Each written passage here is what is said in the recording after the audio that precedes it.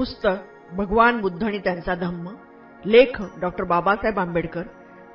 सद्धम्म म्हणजे काय? मनाची मलिनता दूर करणे. 1. एकदा तथागत हे श्रावस्तीस वास करीत असताना कोसल राजा प्रसेनजीत त्याच्या निवासस्थानी आला आणि आपल्या रथातून उतरून भक्तिभावाने तो तथागतांच्या सान्निध्य गेला. 2. सकाळी नगरात प्रवेश करून आपले आदरातिथ्य स्वीकारावे असे त्याने तथागताला विनविले. यामध्ये त्याचा हेतू लोकांना भगवान बुद्धाचे सर्वोत्तम दर्शन घडावे, त्याचा धर्म कळावा, त्याच्यावर श्रद्धा बसावी हा होता. 3. भगवान बुद्धाने त्याचे आमंत्रण स्वीकारले आणि दुसऱ्या दिवशी सकाळी आपल्या सर्व भिक्षू संघासह नगरात प्रवेश केला आणि चौरस्ते ओलांडून पूर्वनियोजित स्थानी येऊन विराजमान झाला. 4. भोजन संपल्यानंतर राजाच्या विनंतीनुसार चौरस्त्यावर एका मोठ्या श्रोतूसमूहासमोर त्याने धर्मोपदेश प्रारंभ केला. 5. यावेळी त्या श्रोतूवंदात 2 व्यापारी त्याचे भाषण ऐकत होते. 6. त्यापैकी एक मनात विचार करू लागला, असल्या धर्मसिद्धांताचा उपदेश सार्वजनिक रीतीने घडवून आणावा. यात राजाची किती थोर शहाणपण दिसते, किती सर्वव्यापी व शोधक बुद्धीचे सिद्धांत आहेत हे. 7. दुसऱ्याच्या मनात विचार आला, असल्या माणसाला धर्मोपदेशक करायला येथे आणणे यात राजाचा किती मूर्खपणा आहे. 8. गाय जे वाहन ओढीत असते त्याला बांधलेले वासरू गायीच्या मागून जाते आणि जात असताना हमरत असते, त्याप्रमाणे भगवान बुद्ध या राजामागून जात आहे. ते नगर सोडल्यानंतर हे दोघे व्यापारी ज्या सराईमध्ये उतरले होते तेथे एकत्र आले. 9. मद्यपान करीत असताना जो व्यापारी भला होता त्याला चातुर महाराजिक देवतांनी संयमित आणि संरक्षित ठेवला. 10. उलट दुसरा मात्र पिशाच्याने पिसाळल्याप्रमाणे एकसारखा पीत होता. शेवटी झोप आल्याने तो गुत्त्याच्या जवळच्या रस्त्यावर पहुडला. 11. दुसऱ्या दिवशी सकाळी त्या पहिल्या व्यापाऱ्याच्या गाडीखाली तो रस्त्यावर पडलेला व्यापारी सारथ्याला न दिसल्यामुळे चिरडला गेला आणि मरण पावला. 12. पहिला व्यापारी एका दूर देशात आला असताना त्या देशात एका पवित्र अश्वाने त्याच्यापुढे गुडघा वाकविल्यामुळे तो त्या देशाचा राजा म्हणून निवडला गेला आणि त्याला सिंहासनाधिष्ठित करण्यात आले. 13. त्यानंतर या आपल्या जीवनाला मिळालेली ही विलक्षण कलाटणी मनात आणून तो भगवान बुद्धाकडे गेला आणि आपल्या देशात येऊन आपल्या प्रजेला उपदेश करण्यासाठी त्यांना आमंत्रण दिले. 14. त्यावेळी त्या जगद्वंद बुद्धाने त्या दुष्टबुद्धी व्यापाराच्या मृत्यूचे आणि त्या सद्बुद्धी व्यापाराच्या भरभराटीचे कारण त्यांना सांगितले आणि म्हटले. 15. मन सर्वांचे मूळ आहे, मन हे स्वामी आहे, मन हे कारण आहे. 16. मनात दुष्ट विचार असतील तर माणसाचे विचार, माणसाचे शब्द आणि कार्य ही दुष्ट बनतात. पापोद्भव दुःखे ज्याप्रमाणे रथाची चाके रथाच्या घोड्यामागे जातात त्याप्रमाणे त्याचा पाठपुरावा करीत असतात. 17. मन हे सर्वांचे मूळ आहे, तेच आज्ञा करते आणि तेच घटना घडवून आणते. 18. मनात सद्विचार असतील तर त्या माणसाचे शब्द आणि कार्य दोन्हीही चांगली असतात आणि अशा सदाचारापासून उद्भवणारे सुख पदार्थाच्या सावलीप्रमाणे सदोदित त्या माणसामागे जात असते. 19. हे शब्द ऐकून राजा, त्याचे प्रधान आणि इतर असंख्य लोकांनी भगवान बुद्धाची धर्मदीक्षा ग्रहण केली आणि ते त्याचे शिष्य झाले. 2. जग हे धम्मराज्य बनविणे. 1. धम्माचे प्रयोजन काय? 2. याची भिन्न धर्मांनी भिन्न भिन्न उत्तरे दिली आहे. 3. माणसाला ईश्वरप्राप्तीच्या मार्गाला लावून त्याला आपल्या आत्म्याच्या मोक्षाचे महत्त्व शिकविणे हे सामान्यतः वरील प्रश्नाला उत्तर येते. 4. बहुतेक धर्म 3 प्रकारच्या राजासंबंधी बोलतात. 5. एकाला स्वर्गाचे राज्य म्हणतात, दुसऱ्याला इहलोकीचे राज्य म्हणतात आणि तिसऱ्याला नरकाचे राज्य म्हणतात. 6. असे म्हणतात की स्वर्ग राज्यात देवांचे शासन चालते, नरक राज्यात दुष्टांचे राज्य चालते. इहलोकीच्या राज्यासंबंधी वाद आहे, ते सैतानाच्या मांडलिकत्वाखाली नसते, त्याप्रमाणेच देवांचे सार्वभौमत्वही त्यावर पसरलेले नसते. एक दिवस ते पसरेल अशी अपेक्षा मात्र असते. 7. काही धर्मांमध्ये स्वर्ग राज्य प्रत्यक्ष ईश्वराच्या शासनाखाली असल्याने तेथे धर्मराज्य असते. 8. इतर काही धर्मात स्वर्गराज्य हे इहलोकी असत नाही, ते फक्त स्वर्गाचे दुसरे नाव आहे. जो कोणी ईश्वर आणि त्याच्या प्रेषितावर श्रद्धा ठेवी त्यालाच तेथे पोहोचता येते. स्वर्गलोकी पोहोचल्यावर त्या धर्मनिष्ठांना जीवनातील सर्व भोग विलास तेथे लाभतात. 9. सर्व धर्म असे उपदेशतात की या स्वर्गराज्याची प्राप्ती हे प्रत्येक माणसाचे साध्य असावे आणि ते कसे साधावे हे सांगणे त्या सर्व धर्माचे कार्य असावे. 10. धर्माचा उद्देश काय? याला भगवान बुद्धाचे उत्तर अगदी वेगळे होते. 11. जीवनाचा उद्देश काहीतरी काल्पनिक स्वर्गाची प्राप्ती आहे असे त्याने लोकांना सांगितले नाही. त्याचे म्हणणे असे की धर्माचे राज्य इहलोकीचे आहे आणि त्याची प्राप्ती धर्मशील आचारानेच घडते. 12. त्याने असे सांगितले आहे की दुःख निराकरणासाठी प्रत्येक माणसाने दुसऱ्या प्रत्येक माणसाशी धर्मानेच वागले पाहिजे आणि अशा व्यवहारानेच इहलोकी धर्मराज्य स्थापन केले पाहिजे. 13. यामुळेच त्याचा धर्म इतर धर्मापासून वेगळा पडतो. 14. त्याचा धर्म पंचशील, अष्टांग मार्ग आणि पारमिता यावर भर देतो. 15. भगवान बुद्धाने या त्रयीवरच आपला धर्म का आधारला? कारण जीवन मार्गाचे हे 3 घटक असून त्यांच्या योगानेच मनुष्य सदाचारी बनू शकतो. 16. माणसाचे दुःख हे माणसामाणसातील अनुचित व्यवहाराचाच परिणाम आहे. 17.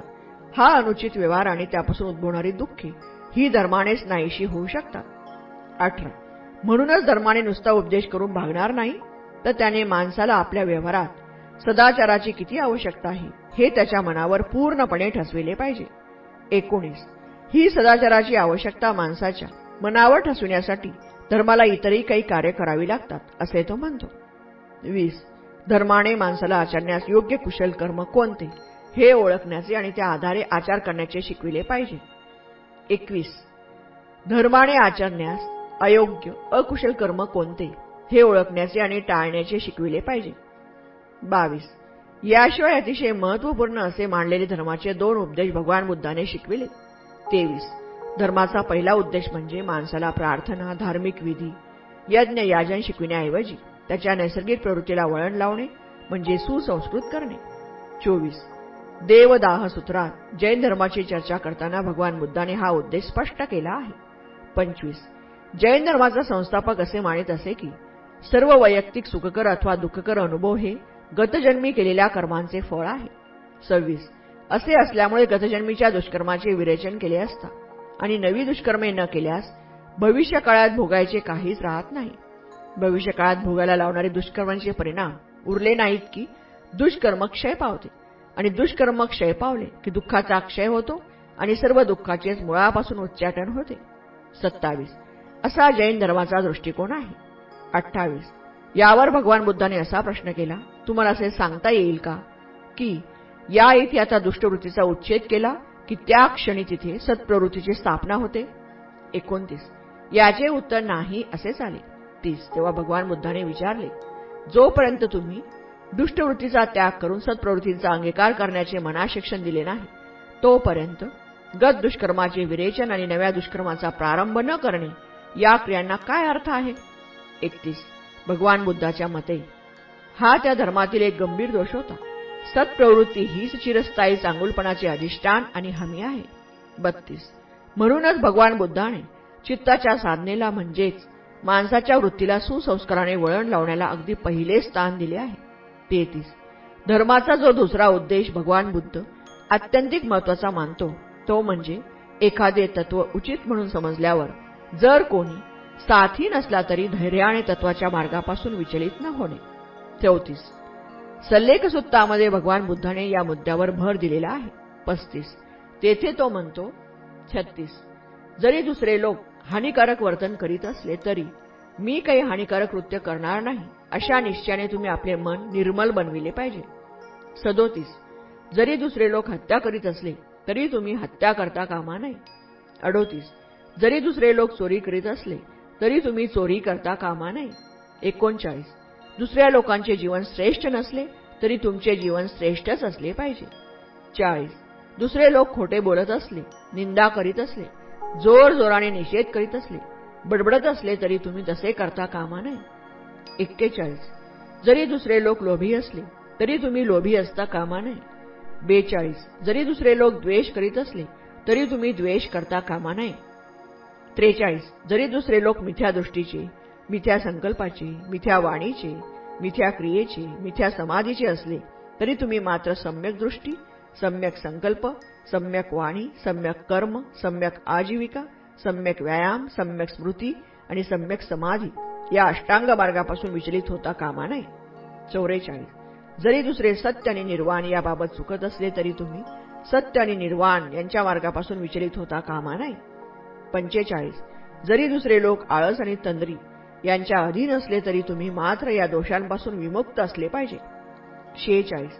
जरी दुसरे लोक गर्विष्ठ असले तरी तुम्ही मात्र विनम्र असले पाहिजे. 47. जरी दुसरे लोक शंकाकुल असले तरी तुम्ही मात्र निशंक असले पाहिजे. 48. जरी दुसरे लोक क्रोध, द्वेष, मत्सर, कृपणता, लोभ, ढोंग, कपट, निर्बुद्धपणा, उद्धटपणा, आगाऊपणा, दुष्टसंगत, आळशीपणा, अश्रद्धा, निर्लज्जपणा, सत असत विवेकाचा अभाव, अडाणीपणा, निष्क्रियता, गोंधळ, शहाणपणाचा अभाव इत्यादी दोघांनी युक्त असले तरी तुम्ही मात्र या दोषांच्या विरोधी असलेले गुण अंगी बाणविले पाहिजेत. 49. दुसरे लोक जरी लौकिक वस्तूंना चिकटून असले, त्यावरील आपली पकड सैल होऊ देत नसले तरी तुम्ही मात्र अशा वस्तूंना न चिकटता त्यागशील राहिले पाहिजे. 50. मी असे म्हणतो की चेतनाशक्ती विकसित झाल्याने वाणी आणि कर्मच काय तर समग्र विज्ञान जाणीव सुद्धा प्रभावित होते.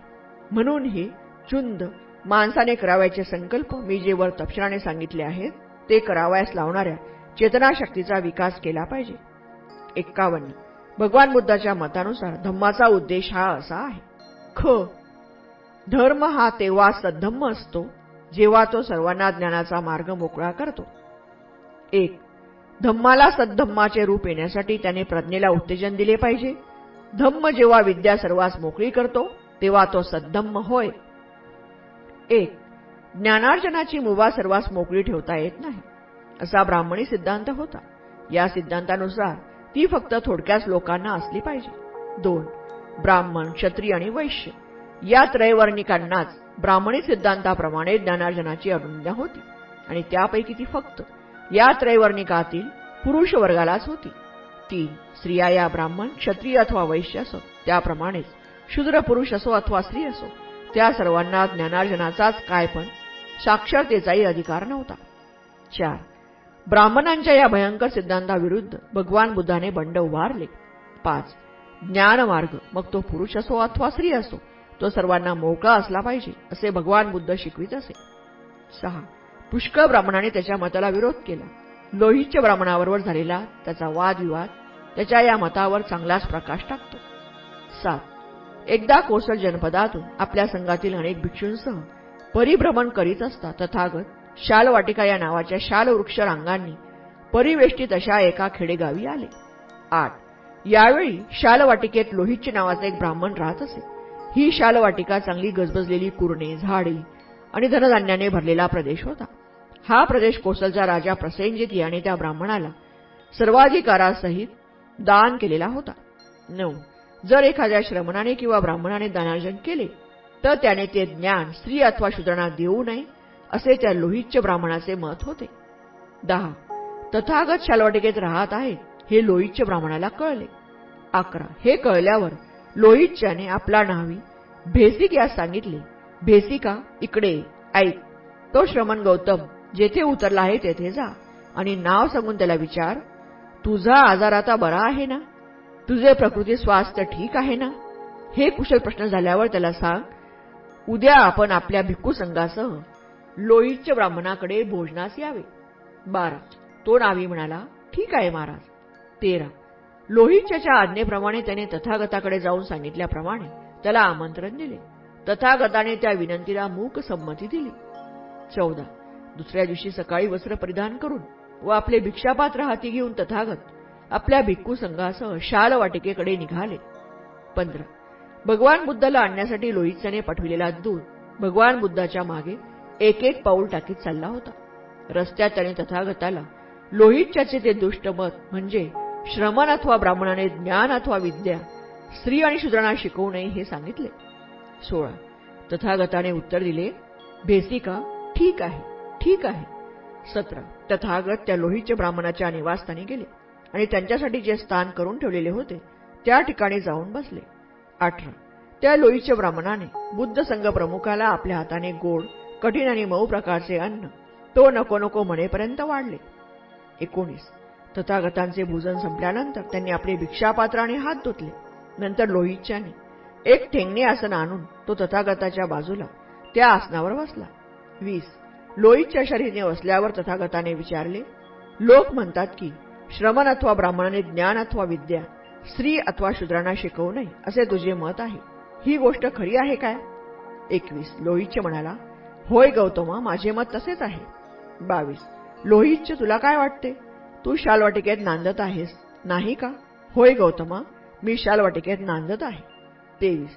लोहिच्य, मग कल्पना कर की जर कोणी असे बोलला, या शालवाटिकेत लोहिच्य ब्राह्मणाचे राज्य आहे, त्याला एकट्यालाच या शालवाटिकेचे उत्पन्न आणि त्यात उत्पन्न होणारा माल याचा उपयोग घेऊ द्या, दुसऱ्या कोणालाही काही देऊ नका. असे बोलणाऱ्याला, तुझ्यावर अवलंबून असणाऱ्यांना तो संकटात टाकणारा आहे, असे तू मानशील की नाही? 24. अर्थात गौतमा, मी त्याला संकट निर्माताच समजेन. 25. अशा संकट निर्मात्याला तू त्यांचा हितकर्ता मानशील काय? 26. लोहिच्याने उत्तर दिले, अर्थात नाही गौतमा, मी त्याला त्यांचा हितकर्ता मानणार नाही. 27.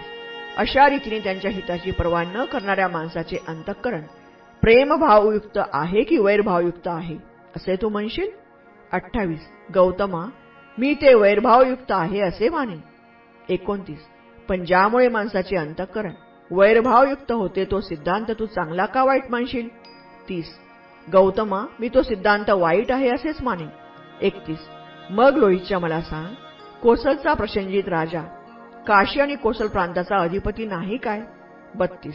होय गौतमा, तो कोसल आणि काशीचा अधिपती आहे. 33. मग लोहितच्या कल्पना कर, कोणीतरी असे बोलला की कोसलचा प्रसेनजित राजा याच्या छत्राखाली काशी आणि कोसल प्रांत आहेच, त्याला एकट्यालाच त्या काशी कोसलचे उत्पन्न आणि तिथे उत्पन्न होणारा माल यांचा उपभोग घेऊ द्या, दुसऱ्या कोणालाही काही देऊ नका. तर असे बोलणाऱ्या मनुष्याला तू आणि जे इतर प्रसेनजिताचे आश्रित आहात त्यांना संकटात टाकणारा मनुष्य म्हणून तू मानशील की नाही? 34. होय गौतमा, मी त्याला संकटकर्ताच समजेन. 35. अशा संकटकर्त्या माणसाला तू हितकर्ता मानशील काय?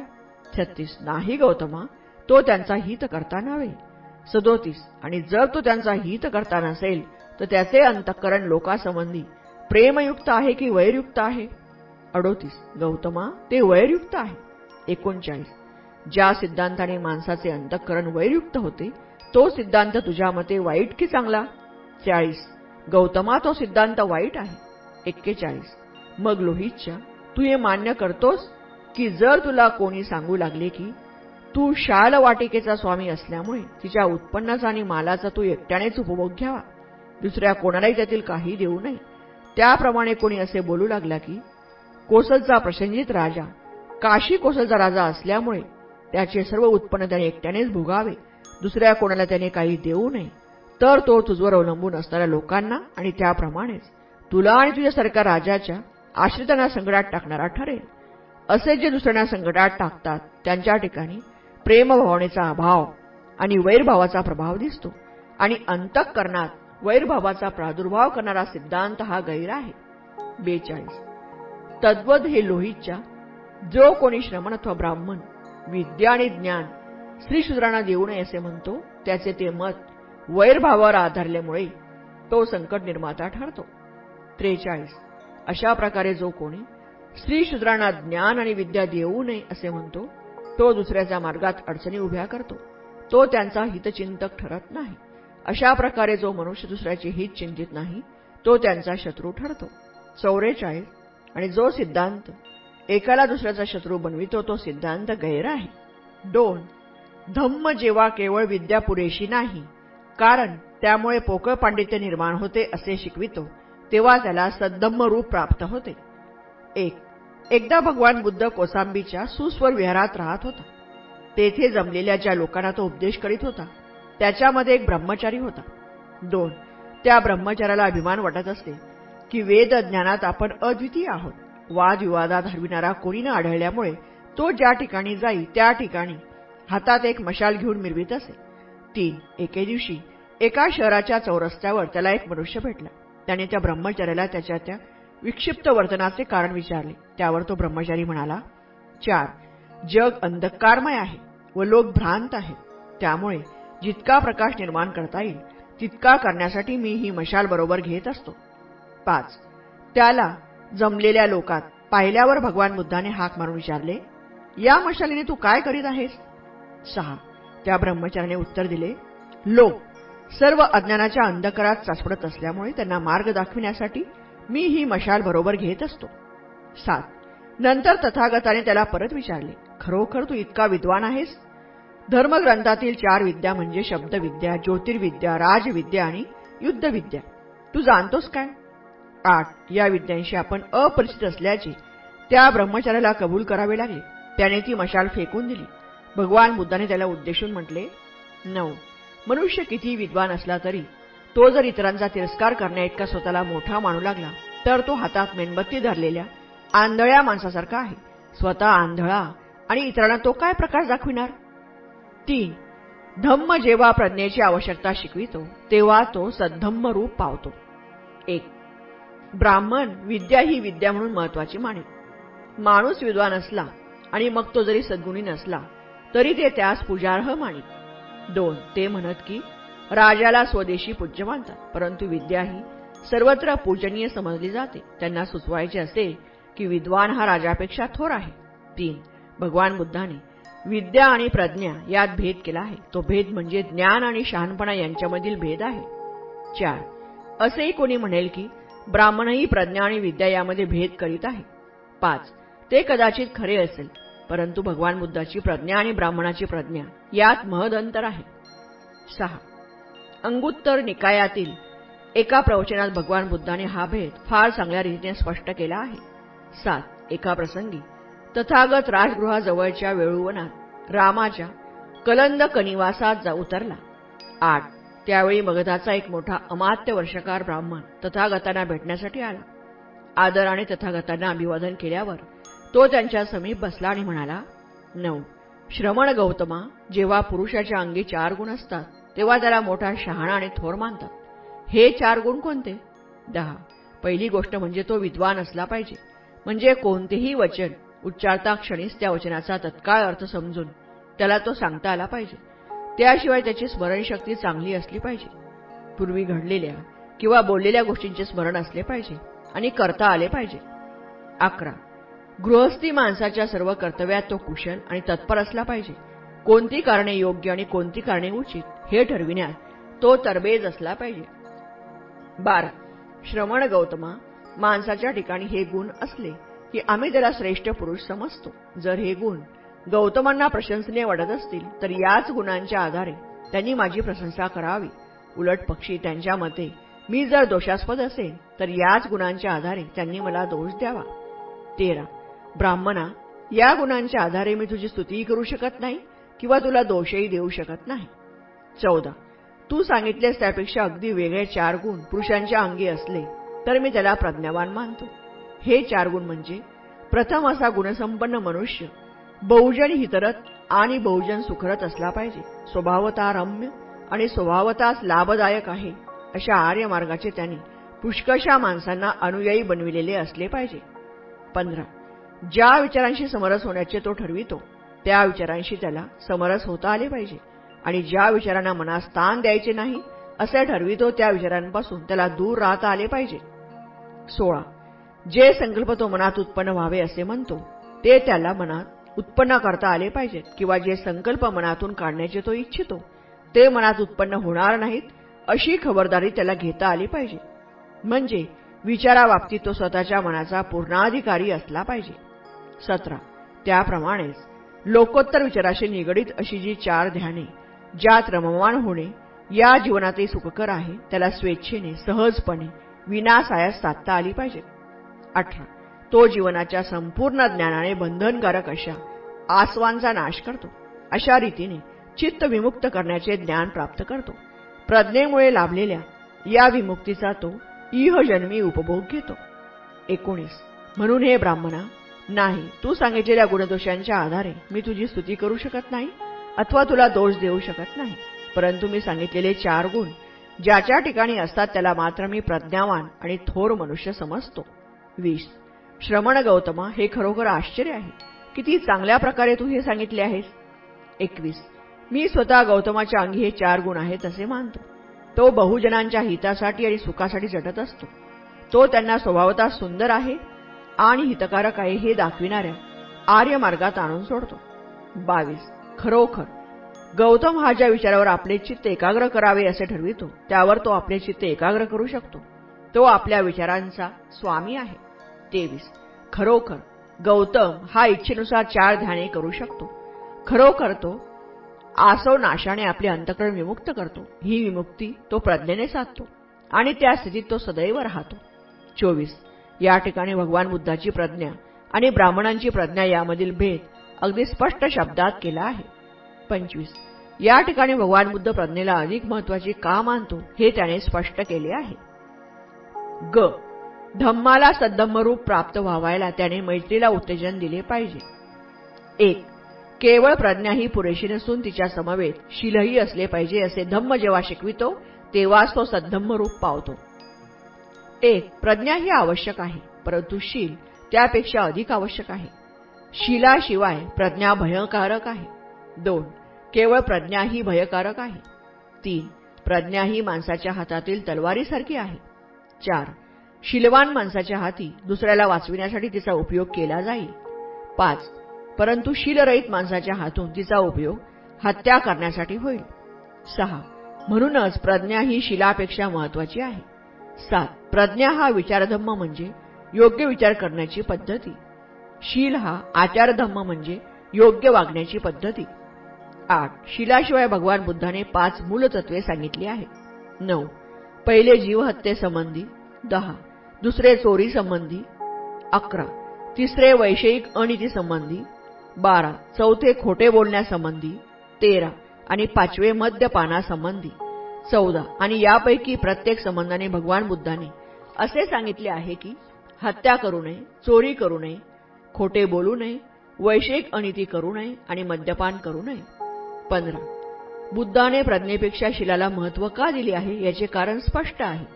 16. ज्ञानाचा उपयोग माणसाच्या शीलावर अवलंबून आहे. शीलाशिवाय ज्ञान मूल्यहीन आहे असे तो एके ठिकाणी म्हणतो. 17. दुसऱ्या ठिकाणी तो म्हणतो शीला समान या जगात दुसरे काही नाही. 18. शील हा प्रारंभ आणि शेवट आहे. सर्व कल्याणाचे ते उगमस्थान आहे. सर्व चांगल्या अवस्थातील ती सर्वोत्तम अवस्था आहे.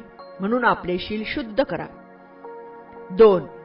धम्म जेव्हा प्रज्ञा आणि शील यांच्या बरोबरीने करुणेची आवश्यकता प्रतिपादतो तेव्हाच तो सद्धम्म रूप पावतो. 1.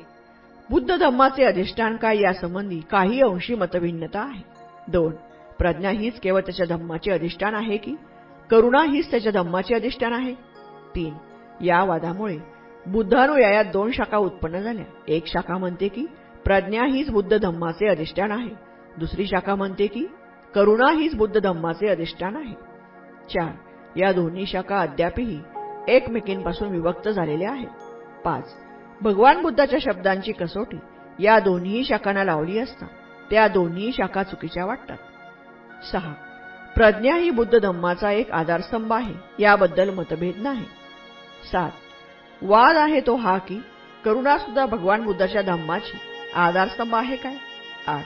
करुणाही त्याच्या धम्माची आधारस्तंभ आहे हे संशयातीत आहे. 9. याचे समर्थन बुद्ध वचनानेच करता येईल. 10. पूर्वी गांधार नावाच्या देशात एका भयानक रोगाने पछाडलेला एक वृद्ध भिक्खू होता. तो ज्या ज्या ठिकाणी उठत अथवा बसत असे ती जागा मलिन होईल. 11. तो गांधार देशातील एका विहारात राहत असे. कोणीही त्याच्याजवळ जात नसे किंवा त्याला संकटात सहाय्य करीत नसे. 12. एकदा भगवान बुद्ध आपल्या अनुयायांसह तेथे गेला आणि आवश्यक पाणी, भांडी, गरम पाणी घेऊन तो म्हातारा भिक्खू जिथे पडलेला होता त्या ठिकाणी सर्व भिक्खूंसह येऊन पोहोचला. 13. त्या जागेला एवढी दुर्गंधी येत होती की त्या सर्व भिक्खूंना त्या माणसासंबंधी घृणा वाटू लागली. परंतु तथागताने शुक्रदेवाला गरम पाणी ओतायला सांगून आपल्या स्वतःच्या हाताने त्या भिक्खूचे शरीर धुण्यास आणि त्याच्या रोगावर उपचार करण्यास प्रारंभ केला. 14. असे म्हणतात की तेव्हा धरणीकंप झाला आणि ते स्थान एका दिव्य प्रकाशाने इतके भरून गेले की राजा, त्याचे प्रधान, देव आणि नागलोक तेथे सत्वर धावत आले आणि भगवान बुद्धाची पूजा करू लागले. 15. तथागताला उद्देशून त्यांनी विचारले, इतक्या थोर उदात्त महापुरुषाने असले घाणेरडे काम का करावे. यावर भगवान बुद्धाने आपल्या कृतीचे असे स्पष्टीकरण केले. 16. या जगात जे गरीब आहे, असहाय्य आणि अनाथ आहेत त्यांचा तथागत मित्र आहे. शारीरिक व्याधींनी पछाडलेले आहेत, मग ते श्रमण असो अथवा इतर कोणीही असो, त्यांची सेवा करण्यासाठी, जे दरिद्री, अरक्षित आणि वृद्ध आहेत त्यांना सहाय्य करण्यासाठी आणि इतरांना आपल्यासारखेच करायला प्रेरणा देण्यासाठी तथागताचा जन्म आहे. 3. जेव्हा धम्म करुणेपेक्षाही मैत्रीचे महत्व अधिक प्रतिपादतो तेव्हा सद्धम्म रूप पावतो. 1. भगवान बुद्ध केवळ करुणा शिकवून थांबला नाही. 2. करुणा म्हणजे प्राणीमात्रासंबंधी दया. भगवान बुद्धाने या पलीकडे जाऊन मैत्री शिकविली. मैत्री म्हणजे अखिल जीवजाती संबंधी प्रेम. 3. केवळ करुणेपर्यंत जाऊन न थांबता पुढे जाऊन अखिल जीवजातीवर प्रेम केले पाहिजे अशी बुद्धाची शिकवण आहे. 4. श्रावस्ती येथे राहत असताना एका सूत्रात भगवान बुद्धाने हे चांगल्या प्रकारे स्पष्ट केले आहे. 5. मैत्री संबंधी बोलताना भगवान बुद्ध भिक्खूंना म्हणाला. 6. समजा एक मनुष्य एक वीर खणतो आहे. भूमी त्यामुळे रागावते काय? 7. नाही भगवान नाही, ते भिक्खू उत्तरले. 8. समजा एक मनुष्य लाख आणि रंग घेऊन हवेत चित्र रंगवू लागला. तो चित्र रंगवू शकेल असे तुम्हाला वाटते काय? 9. नाही भगवान. 10. का नाही? भिक्खू म्हणाले. कारण हवेत असे काळे फलक नाहीत की ज्यावर रंग भरता येईल. 11. त्याप्रमाणे तुमच्या मनातही काळे किलमिश असता कामा नाही, कारण किलमिशे ही दुर्विचाराचीच प्रतिबिंबे असतात. 12. समजा एखादा मनुष्य हातात पेटती मशाल घेऊन गंगेला आग लावण्यासाठी निघाला तर त्याला आग लावता येईल काय? 13. नाही नाही भगवान. 14. का नाही? कारण गंगेच्या पाण्यात ज्वालाग्राहीपणा नाही. 15. आपले प्रवचन संवित भगवंत म्हणाले, ज्याप्रमाणे भूमीला इजा झाल्यासारखे वाटत नाही आणि ती रागावत नाही, ज्याप्रमाणे हवा आपल्यावर कसलीच प्रतिक्रिया होऊ देत नाही आणि ज्याप्रमाणे अग्नीने विचलित न होता गंगाजळसारखे वाहत राहते, त्याप्रमाणे भिक्खूंनो, तुम्ही दुसऱ्याने केलेला अपमान आणि अन्याय सहन करून त्याच्याशी मैत्रीनेच वागत राहिले पाहिजे. 16. भिक्खूंनो, मैत्री ही सतत आणि अप्रतिहत वाहत राहिली पाहिजे. आपले मन पृथ्वीसारखे खंबीर, हवेसारखे विमान आणि गंगेसारखे गंभीर ठेवणे हे तुमचे पवित्र कर्तव्य आहे. असे जर तुम्ही कराल तर कितीही दुस्सह गोष्ट घडली तरी तुम्ही सहसा विचलित होणार नाही, कारण जे कोणी उपद्रव देतात ते शेवटी दमून जातात. 17. तुमच्या मैत्रीचा परिसर विश्वासासारखा अमर्याद असावा. तुमचे विचार भव्य आणि अपार असावेत आणि त्यात द्वेषाचा लवलेश नसावा. 18. माझ्या धम्मानुसार केवळ करुणेने वागणे हे पुरेसे नाही, त्यात मैत्रीने वागणे आवश्यक आहे. 19. या प्रवचनात भगवंताने भिक्खूंना एक कथा सांगितली, ती संस्मरणीय आहे. 20. पूर्वी एकदा श्रावस्ती नगरात विदेशिका नावाची एक कुलीनस्त्री राहत असे. ती सभ्यता, लीनता आणि सौम्यता या गुणांबद्दल प्रसिद्ध होती. तिची एक मोलकरीण होती. तिचे नाव काली. मोठी, चलाक, सकाळी लवकर उठणारी आणि कामसू अशी मुलगी होती. ती कालीने स्वतःशी विचार केला, माझ्या मालकिनीची ख्याती आहे की तिला क्रोध असा येतच नाही, किंवा तो ती प्रकट करीत नाही, किंवा कदाचित मी आपले काम इतक्या चोखपणे बजावते म्हणून तिचा क्रोध अप्रकट राहत असावा. मी तिला कसोटी लावून पाहते. 21. म्हणून ती दुसऱ्या दिवशी उशिरा उठली. मालकिनीने तिला हाक मारून विचारले, तू इतक्या उशिरा का उठलीस? मोलकरीण म्हणाली, त्यात काय बाईसाहेब? रागवून आणि चिडून ती मालकीण मनाशी म्हणाली, त्यात काही नाही काय, लब्बाड कुठली. 22. मोलकरीणीने विचार केला, राग हा विकार तिच्या ठिकाणी आहे तर ती दाखवीत नाही एवढेच. मी माझे काम चोख बजाविते म्हणून ती रागावत नसावी. मी तिची आणखी कसोटी घेईन. म्हणून ती दुसऱ्या दिवशी अधिक उशिरा उठली. मालकिणीने विचारले, काले, तू उशिरा का उठलीस? मोलकरीणने उत्तर दिले, त्यात काय आहे? आपला राग आणि चीड शब्दात व्यक्त करीत मालकीण म्हणाली, असं? त्यात काही नाही काय, लब्बाड कुठली.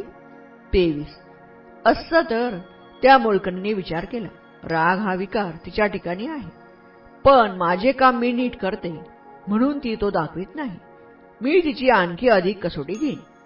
24. असं तर इतक्या उशिरा उठणे म्हणजे काहीच नाही काय, लब्बाड मुलगी असे उद्गार काढून मालकिनीने चिडून रागाने एक अडसर उचलला आणि रक्त येईल इतक्या जोराने तो तिच्या डोक्यात घातला. 25. खोक पडून रक्तबंबाळ झालेले आपले डोके धरून कालीने आरोळ्या ठोकून सर्व शेजारी जागे केले आणि ओरडत सुटली, पहा बाई, माझी मालकीन किती लीन आहे, सौम्य आहे माझी मालकीन. हे एवढे कशासाठी? तर तिची एकुलती एक मोलकरीण उशिरा उठली म्हणून. ती इतकी रागावली, चिडली होती की हातात अडसर घेऊन माझ्यावर झेप घेऊन तिने माझे डोके फोडले. 26. याचा परिणाम असा झाला की विदेशिका ही कोणी लीन आणि सौम्य स्त्री नसून ती अत्यंत चिडखोर स्वभावाची आहे अशी तिची खात्री झाली. 27. याप्रमाणे जोपर्यंत चीड आणण्याजोगे काही म्हणले नाही तोपर्यंतच भिक्खू सौम्य, सभ्य आणि लीन असण्याचा संभव आहे. जेव्हा त्याला चीड येण्यासारखे शब्द बोलले जातात तेव्हाच त्याच्या ठिकाणी मैत्री म्हणजे बंधुभाव आहे की नाही याची खात्री पडते. 28. ही गोष्ट सांगून भगवंतांनी म्हणले, केवळ वस्त्र आणि अन्न मिळविण्यासाठी भिक्खूने मैत्रीभाव व्यक्त केला तर त्याच्या ठिकाणी मैत्री भावना आहे असे मी समजत नाही. ज्याची मैत्री भावना ही धम्म सिद्धांतातून उगम पावते त्यालाच मी खरा भिक्खू समजतो. 29. पुण्यार्जनासाठी केलेली कृत्ये ही मैत्रीच्या एका षोडशांशाच्याही मोलाची नाही. मैत्री म्हणजे चित्ताची स्वतंत्रता. ती आपल्यामध्ये सर्व पुण्य कृत्यांना समाविष्ट करून घेते. ती चमकते, प्रकाशते, ती प्रज्वलित होते. 30. भिक्खूंनो, सर्व ताऱ्यांचे तेज चंद्रप्रभेच्या एका षोडशाशही नसते. चंद्रप्रभा त्यांचे सर्व तेज आपणात सामावून घेऊन स्वतः चमकते, प्रज्वलित होते. त्याप्रमाणे पुण्यार्जनासाठी केलेली कृत्ये मैत्रीच्या एका षोडशाशही मोलाची नाही. मैत्री म्हणजे अंतःकरणाची स्वतंत्रता. ती सर्व पुण्यकृत्यांना स्वतःमध्ये सामावून घेऊन चमकते, प्रकाशते, प्रज्वलित होते. 31. त्याप्रमाणेच भिक्खूंनो, जसा वर्षा ऋतू अखेर सूर्य स्वच्छ निरभ्र अशा आकाशातून उगवून सारे किलमिश नाहीसे करतो आणि स्वतः चमकतो, प्रकाशतो आणि प्रज्वलित होतो, अगदी त्याप्रमाणेच पुण्यार्जनासाठी योजलेली सर्व साधने ही मैत्रीच्या 1/16 इतकीही मोलाची नाही. मैत्री म्हणजे अंतःकरणाची स्वतंत्रता. ती सर्व पुण्यकृत्यांना आपल्यामध्ये सामावून घेऊन चमकते, प्रकाशते आणि प्रज्वलित होते. धम्माला सद्धम्मरूप येण्यासाठी त्याने सामाजिक भेदाने उत्पन्न झालेले निर्बंध नाहीसे केले पाहिजेत. 1. धम्माला सद्धरूप प्राप्त व्हायला त्याने माणसामाणसात भेद करणारे अडचण मोडून काढले पाहिजेत. 1.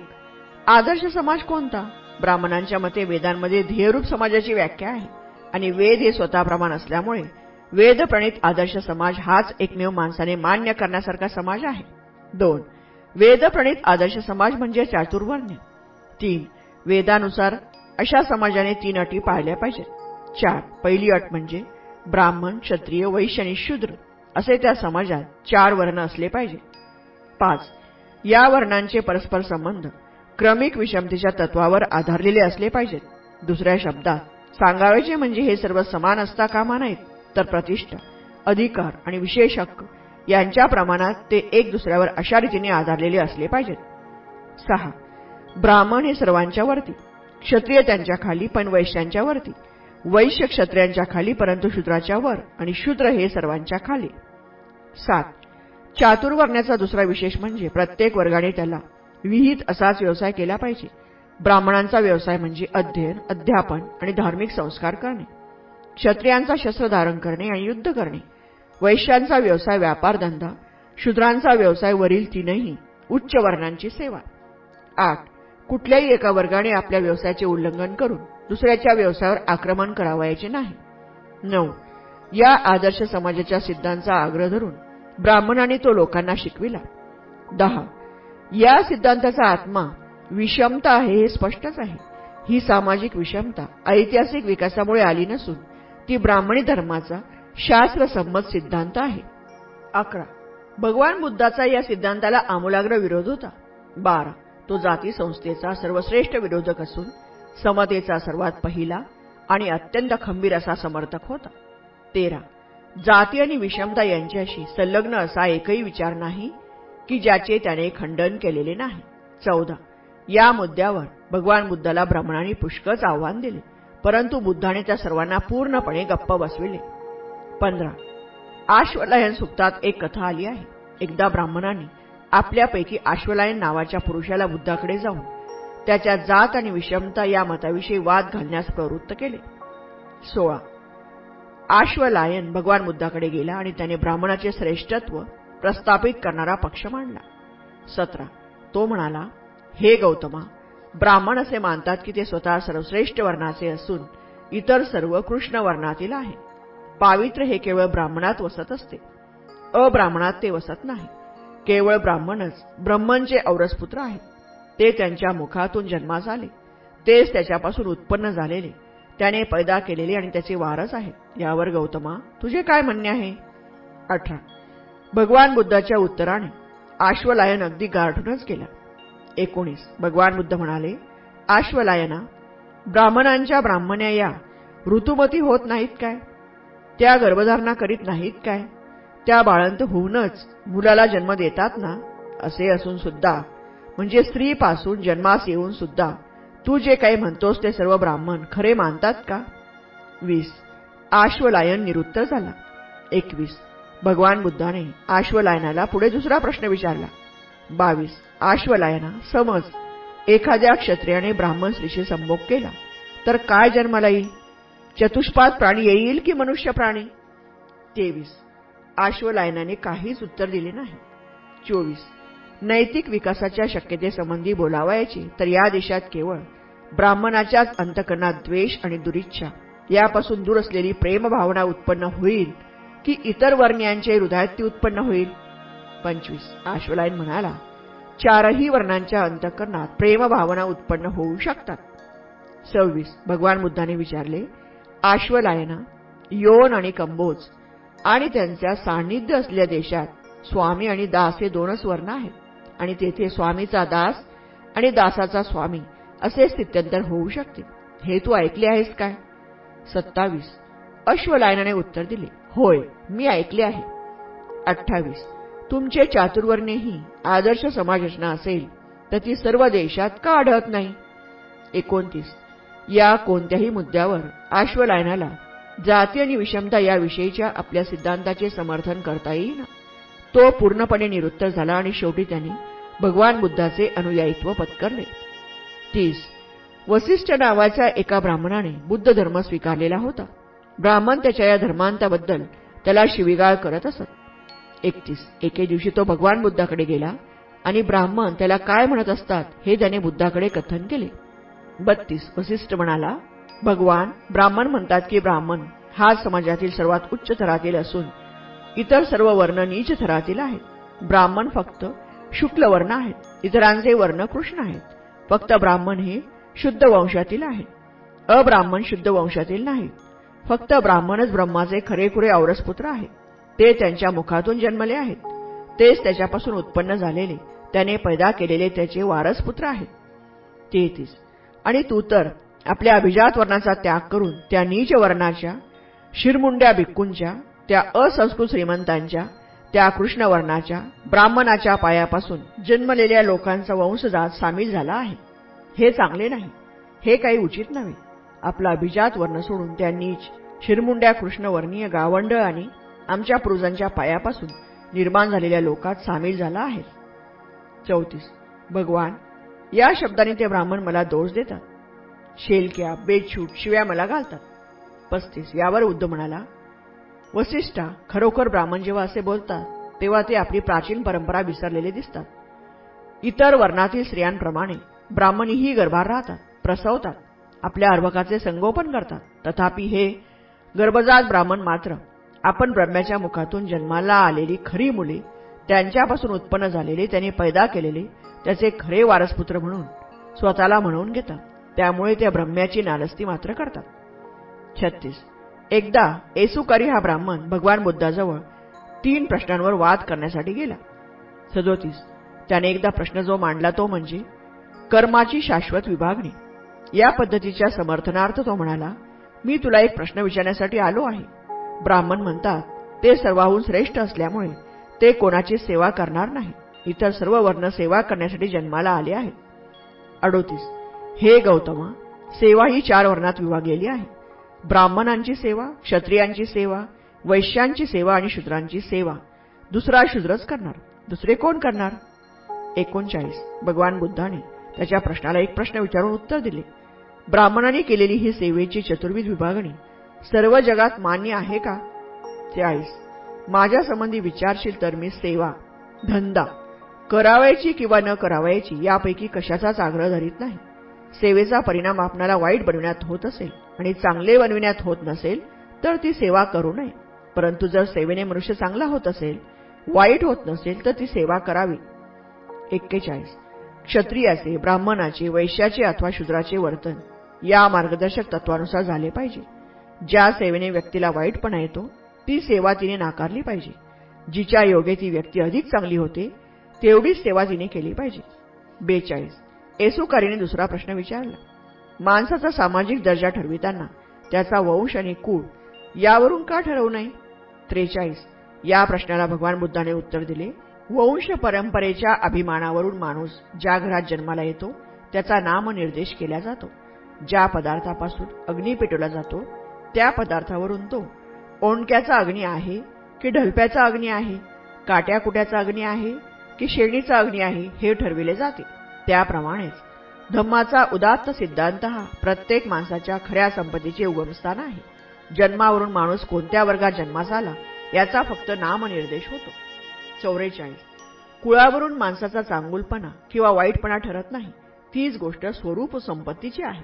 कारण तुला असे आढळून येईल की थोर कुळात जन्माला आलेला मनुष्य हाही कधीकधी खुनी, चोर, व्याभिचारी, खोटे बोलणारा, निंदक, शिवीगाळ करणारा, बडबड करणारा, लोभी, दीर्घद्वेषी अथवा चुकीचे मते असलेला आढळेल. म्हणून तो म्हणतो की जन्म थोर कुळात झाला म्हणून मनुष्य सत्पुरुष होत नाही. त्याप्रमाणेच थोर कुळात जन्माला आलेला पुरुष या दुर्गुणांपासून अलिप्त असलेलाही आढळेल. म्हणून मी म्हणतो कुळामुळे मनुष्य वाईट होतो असेही नाही. 45. येसुकारीने जो तिसरा प्रश्न विचारला तो वर्णप्राप्त कर्मानुसार उपजीविकेचा. 46. येसुकारी तथागतांना म्हणाला. ब्राह्मण उपजीविकेच्या साधनांचे 4 प्रकार मानतात. दानापासून ब्राह्मणाची उपजीविका, क्षत्रियाची धनुष्यबाणापासून, कृषी आणि पशुपालनापासून वैश्याची आणि खांद्यावर धान्याची कावड वाहून नेण्याने शूद्राची. जर या 4पैकी कोणाही एकाने आपला व्यवसाय सोडून दुसऱ्याचा व्यवसाय स्वीकारला तर त्याने जे करू नये ते केल्यासारखे होते. असे करणे म्हणजे रक्षकाने परक्याच्या धनाचा अपहार करण्यासारखे आहे. यावर श्रमण गौतमाचे मत काय आहे? 47. ब्राह्मणांचे हे वर्गीकृत सर्व जगास मान्य आहे काय? बुद्धाने विचारले. 48. येसुकारीने उत्तर दिले नाही. 49. येसुकारीला भगवान बुद्धाने सांगितले उच्च कुळात जन्म घेण्यापेक्षा जीवनात उच्च आदर्श असणे हे महत्वाचे आहे. 50. जाती, विषमता, उच्चता, कनिष्ठता हे भेदभाव असू शकत नाही, सर्व सारखेच आहे असा भगवान बुद्धाचा उपदेश होता. 51. जसे दुसरे तसाच मी, जसे आम्ही तसेच दुसरे या विचाराने दुसऱ्यांशी समरस व्हा हा भगवान बुद्धाचा उपदेश होता. 2. धम्माला सद्धम्मरूप यावायला त्याने माणसाचे मोठेपण त्याच्या जन्मावरून नव्हे तर कार्यावरून ठरवावे अशी शिकवण दिली पाहिजे. 1. ब्राह्मण प्रणीत चातुर्वर्ण्याचा सिद्धांत जन्मावर आधारलेला होता. 2. ब्राह्मण म्हणजे ब्राह्मण आईबापांच्या पोटी जन्माला येणारा मनुष्य. क्षत्रिय म्हणजे क्षत्रिय आईबापांच्या पोटी येणारा मनुष्य. वैश्य म्हणजे वैश्य आईबापांच्या पोटी जन्माला येणारा मनुष्य. आणि शूद्र म्हणजे शूद्र आईबापांच्या पोटी जन्मास येणारा मनुष्य. 3. ब्राह्मणांच्या मते माणसाचे मोठेपण त्याच्या जन्मापेक्षा दुसरे कशावरही अवलंबून नाही. 4. चातुर्वर्ण्याप्रमाणे हा सिद्धांतही भगवान बुद्धाला घृणास्पद वाटत असे. 5. त्याच्या सिद्धांत ब्राह्मणी सिद्धांताचा अगदी विरुद्ध होता. त्याच्या सिद्धांताप्रमाणे माणसाचे मोठेपण त्याच्या जन्मावर अवलंबून नसून त्याच्या अंगाच्या योग्यतेवर अवलंबून आहे. 6. ज्या प्रसंगी भगवान बुद्धाने आपला हा सिद्धांत मांडला तो प्रसंग विशेष महत्वाचा आहे. 7. एकदा भगवान अनाथपिंडिकाच्या जेत वनारामात राहत होते.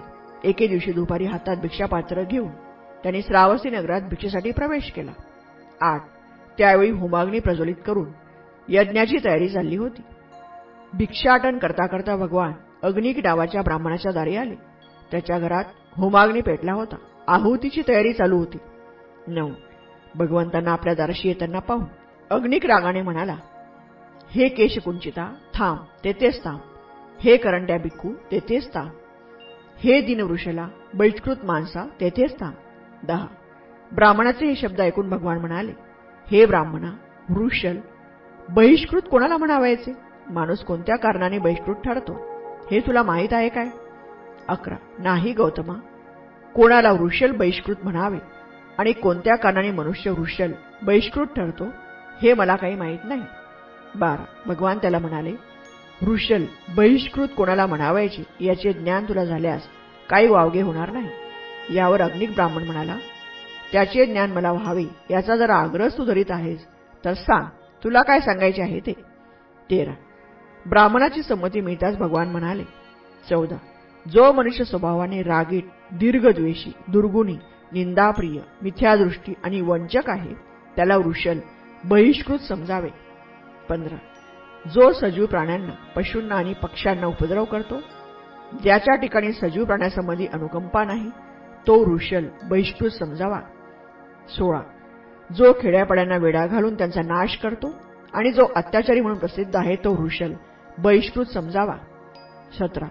जो गावात अथवा जंगलात परक्याचे धन चोरीने हिरावून नेतो तो वृषल, बहिष्कृत समजावा. 18.